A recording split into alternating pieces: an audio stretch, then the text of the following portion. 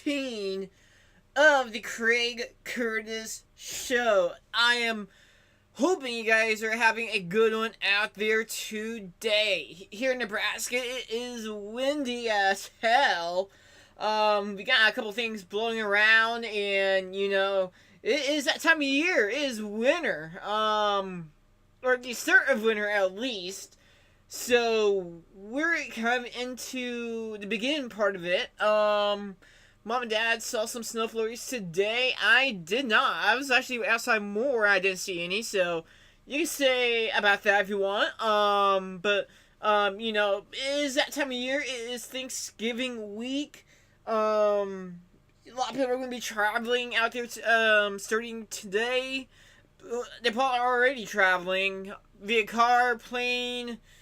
Some people might be on a boat, who knows, but, it is really good to be back here, in my office, at my home. You really don't have to call this an office. It's kind of like my wardrobe. I just fit a desk in here, and a bunch of 118 Sprinkler die casts as well. You can call whatever you want, but I am glad to be here. And, it has been 18 days since my wisdom teeth surgery. And, I was thinking about this. It's been crazy about the healing. Like how much I really couldn't talk from 2 weeks ago. I really couldn't talk about anything if I wanted to on Monday. There's a lot of topics on my mind, but I just couldn't talk when I was healing. And then to be here 2 weeks later and I'm talking like this again, it is awesome to basically be patient enough and get back on the saddle, and we're back here on this podcast. Again, this is episode number 15. It's really awesome to get episode 15 chalked up. Really big milestone, obviously, for this podcast. And I'm just very grateful that, I get the chance to do a podcast, even if I don't have any listeners at the moment. I'm very grateful to be here, and hopefully, if you had any podcast line up on random podcasts, if that's a thing, I really don't know. When I'm listening to podcasts or radio shows, I'm usually listening to the radio show. Like KFAB has 3 radio shows I listen to each and every day. But again, if you have a playlist on podcasts, hopefully one of my episodes sneaks in. Either if that's racing or that's basically talking about the news of the day. Thank you guys so much for listening. We got a lot to talk about today, honestly. So we got a little fun one to begin with. As of tradition in the United States of America, the president gets to pardon 2 turkeys for Thanksgiving. I'll be talking about a little bit of that first off. So let's talk about it. The turkeys' names were Gobble and Waddle. They're white turkeys, I believe. Their feathers are white. So I mean, I think it was Gobble, or no, Waddle. Waddle looked big. I mean, he was a big boy, and I'm like, man, I don't know, I don't know how people would not be eating him or be cooking him at least, but I'm very glad that he gets to live out his life fully, and it's really awesome. During the pardons, Trump was gonna, of course, make fun or make jokes about his political rivals. Obviously, we got J.D. Pritzker. If you don't know who J.D. Pritzker is, he is the governor of the state of Illinois. And, if you guys seen J.D. Pritzker, he is a little bit overweight. Probably more overweight than I am, obviously. More overweight than Donald Trump. And basically Donald Trump was gonna make a joke about his weight, but he's like, no, I don't like making fat jokes about anyone, especially J.D. Prisker. I mean, woo! J.D. Prisker dodged a bullet there. And it's actually pretty funny. We didn't have a president that just does this, just puts out random stuff like this. I mean, during a turkey pardon, basically telling the Illinois governor that he's basically fat, without basically saying, yeah, he's overweight. I don't want to call him that really, but it's really funny. Like either way, it's really awesome.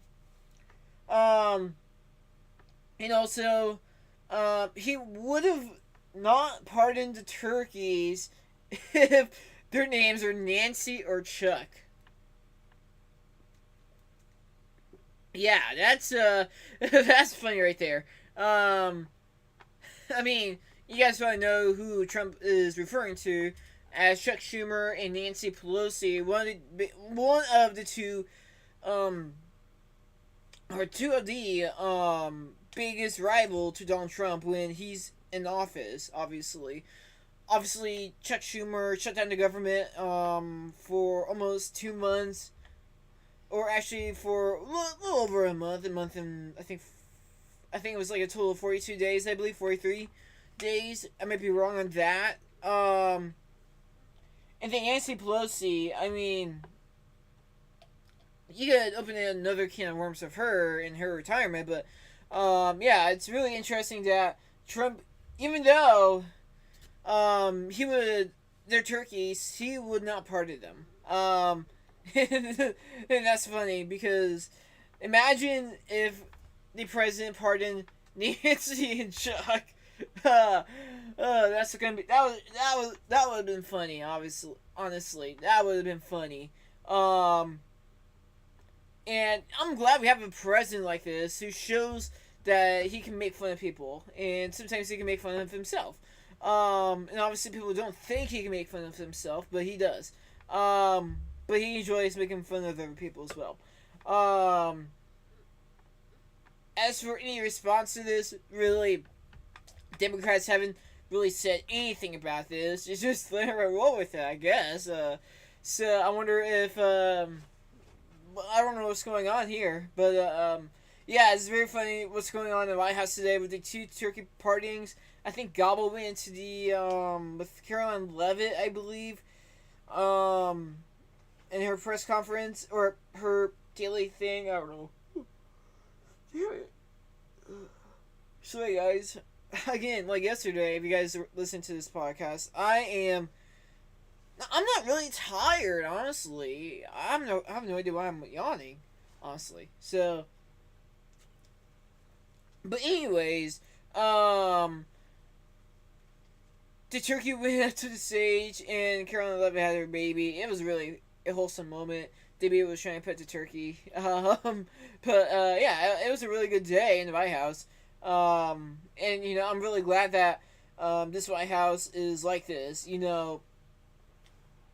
look at like Biden, where he never did things like this. Honestly, I mean, he did pardon turkeys. It's a U.S. tradition to do that. I think since the 1800s, I believe.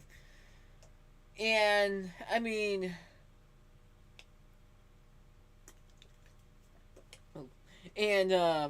but we never seen a turkey go into where Caroline Leavitt basically talks to the media. I think it's like media room. I have no idea what it's called, honestly.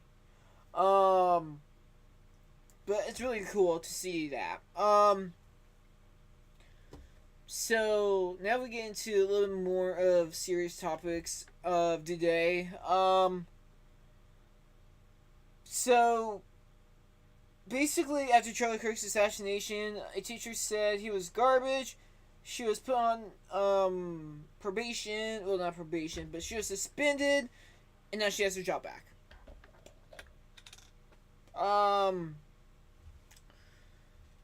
You can take this many different ways. People could say this is freedom of speech, just basically expressing an opinion.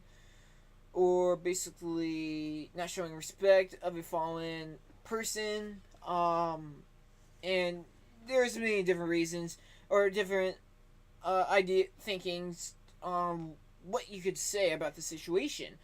In my opinion, it's not showing a lot of respect. If I was a parent of this teacher, or a parent of a kid who is going to the school with this teacher, I'll be basically making sure that the teacher doesn't say anything to my children, like any political leaning, should I say. And I really hope that, and hopefully she learned her consequences for her actions on saying that when a lot of people were devastated, heartbroken, and going through a loss of a person who inspired a lot of people's lives. And spread the gospel. That's the main thing, I guess, that I had in mind. He spread the gospel. I mean, he wasn't a priest or anything. He loved God, and he wanted to basically he wants everyone to love God and to follow him, and make our faith stronger. And it's difficult talking about this out here, but I mean, going to this holiday weekend, Thanksgiving, to be thankful for. And I just feel like holidays without a parent or a sibling, a son, a daughter, it's hard. It's got to be hard. And luckily enough, I had to experience it, for a little bit when my grandpa passed away. But besides that, it's been really smooth sailing. And again, I'm very thankful for this Thanksgiving. And I'll tell you guys what I'm thankful for tomorrow, though. But just thinking about the Kirk family, where his parents, his siblings, his wife, his kids, they'll be celebrating it, obviously, but won't be without Charlie for the first time. And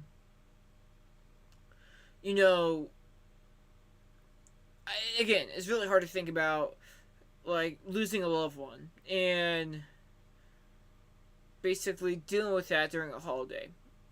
The stress, the heartaches, and basically everything. And I just feel bad about the people who are going through that, and I pray for them to basically that they could get through their sorrows, get through their loss and grief, and come out stronger and honor the person who they loved, who they were friends with, and etc. And going into this weekend, or going into this holiday, should I say, with this news that this teacher gets her job back after what she said, calling Charlie Kirk garbage, is, to me, in my opinion, baffling. It's really baffling. I do believe in second chances. I do believe that. But her consequences probably weren't long enough. Let me give you an example here. Kyle Larson. Obviously, everyone knows Kyle Larson as one of the best race car drivers in America, or possibly in the world. 2-time Cup Series champion, 3-time Knoxville Nationals champion, 3-time Chili Bowl Nationals champion. You can name a lot of stuff on what he has done since 2020, when he said a word that no one as wise can say. Sorry about that. But anyways, he went through a lot of pain, obviously, but he didn't lose anyone. He had his family to rely on, and he went out and raced every single weekend, and he won out. And now look where he is right now, as a better person, more understanding on things, on how to treat people, honestly. And that's the comeback story that everyone should get, like Kyle Larson. But then, with this teacher, honestly, what was it? September, October, November, 3 months, roughly. 2 months actually. Um, 2 months and 15 days. Since Charlie Kirk's passing. I really hope that she went through the sensitivity training, if they had any. Oh wait,